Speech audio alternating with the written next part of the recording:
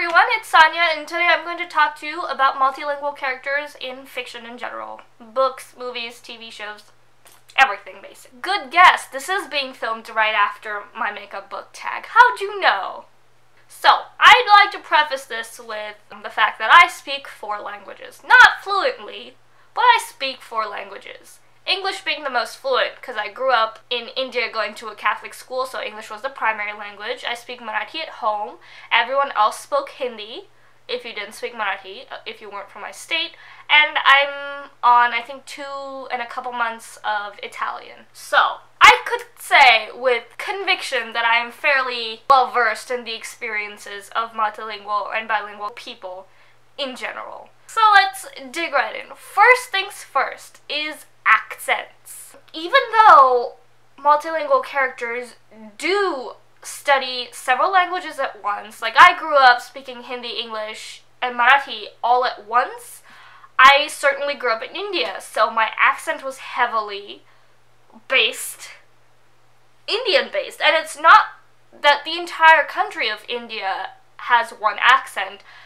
Same way in which I know for a fact that Italy does not have the same frickin' Italian accent. France probably doesn't have the same French accent. You know all of the UK doesn't have the same exact accent, so write that in. Talk about accents. Don't stereotype, although I'm sure in literature that's an easy way to get out. You're describing it. But in TV shows, learn the variety of accents. You can't just stereotype. That just cuts out so much nuance in a multilingual character's life. Accents are so important. They talk about origin, where they're from, sometimes talk about class distinctions, sometimes talks about who taught them. Like, take care with accents. That's certainly something that builds up the multilingualness of a multilingual character.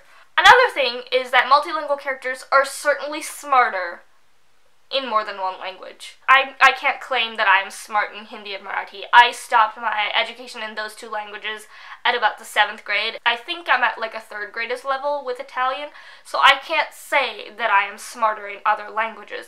But I know for the fact that there are people who've grown up in other countries that learn like molecular biology in frickin' Italian and Russian, and they're certainly smarter in different languages. So don't negate the fact that just because they don't speak the native language of the country that they're in doesn't mean they're actually stupid. People know how to operate machines. Just because they can't convey things through the words because the language isn't as fluent doesn't mean they don't know how to work these things. You cannot completely ignore someone's intelligence in several different languages. Not to mention the fact that they do know several different languages, and that simply is an indicator of their aptitude. Another thing, and I think this is more of a quirk as opposed to something offensive you can do, is slip-ups in words. I'm not going to go up to someone who I know speaks English and start speaking directly in Hindi or Marathi, because that's just dumb. I know in the US that as someone who speaks several languages, speaking English is the safest bet for me. Like, my self-preservation instincts lead me to believe that English is going to get me the least ostracized, and every immigrant in this country definitely understands that. So if we don't know how to start a conversation, we're not going to say anything. Also, hello and goodbye are the first words taught in any language. Even if I go to Italy, I know to say ciao, come stai right off the bat, and that at least makes it look like I'm somewhat not completely a stranger in the country. Although anything after that definitely gives me away. The places where slip-ups happen most is while you're in conversation and you forget a word. This happens a lot with me in Italian, and especially interchangeably between Marathi and Hindi. Like, I speak to my grandparents on the phone sometimes in Marathi, and I accidentally slip in words in Hindi because the languages are so close. And so I just say words in Hindi and my grandma will correct me saying that's not the right word for it, here's what it is. You forget words in one language, so you just accidentally substitute them with another language because it's so interchangeable. Your brain's just been fine-tuned to think in several languages all at once. One thing that I really picked up and I really loved in, I think it was Six Crows, not Crooked Kingdom, Matthias picked up the language from the captives that he had while he was a member of the army. And so he didn't know the word for goggles, and he pantomimed it. And that, I think, was such a beautiful nuance of linguistic differences to include. Because yes, sometimes you just don't know words and you end up talking in circles. If I don't know the word for door, I will say the man-sized hole that allows passage. Talk in circles.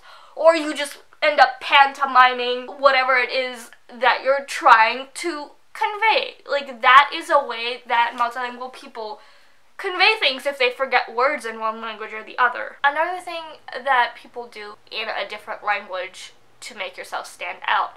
But if you are annoyed and pissed off, you are gonna mutter underneath your breath. Another big thing is the wrong usage of idioms, and I think this is hilarious because translating an idiom in Hindi into English or Marathi into Hindi even is wild. Like, it is, in English, break a leg is the same thing as in bocca al lupo for Italian, but in bocca al lupo says something along the lines of something wolf. Again, I'm not too clear on the exact translation, I just know that one corresponds to the other, but a direct translation would make absolutely no sense, and I find that really funny, and I feel like including those kind of nuances in any character, in any medium of entertainment, is going to flesh out a multilingual character so much more than just, you know, having them start with "Ciao, come stai?" Oh, sorry, I forgot that I'm speaking English.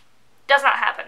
Another thing for characters who have a harder time conversing in the native language, so like for my grandma who understands Hindi and understands English but only ever can speak Marathi with fluency, she knows a couple words here and there, following conversations for her is a little bit difficult. So she's going to constantly ask someone who does understand what's going on, what is being spoken, and you know, she'll be tugging on me or my mom, asking us to like explain, or if she does get the gist, she'll ask me or my mom to verify that what she's understanding is correct.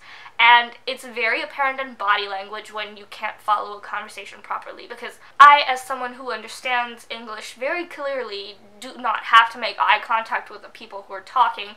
I can just, you know, pretend like I'm reading a book, but my concentration is listening in on what I'm hearing. Sometimes people who don't know the language with fluency, your attention is on the people's lips because you're trying to decipher every exact individual word. I do this with Italian a lot with movies, subtitles of course, but when I'm trying to like up my understanding game, it's very important for me to know when one word ends and another one starts. So I'm watching very closely the lip movements of the people. It's like a volleyball game between the two characters who are on screen who are talking, because I need to keep up with like exactly what's going on. Fluent people do tend to slur words, and I know I do that in my videos. It's very hard to distinguish one word from another. Abbreviations are used, like dunno, wanna do this. Even slang is a huge thing that people don't tend to understand, and picking up on jargon is very important, and it's something that won't be very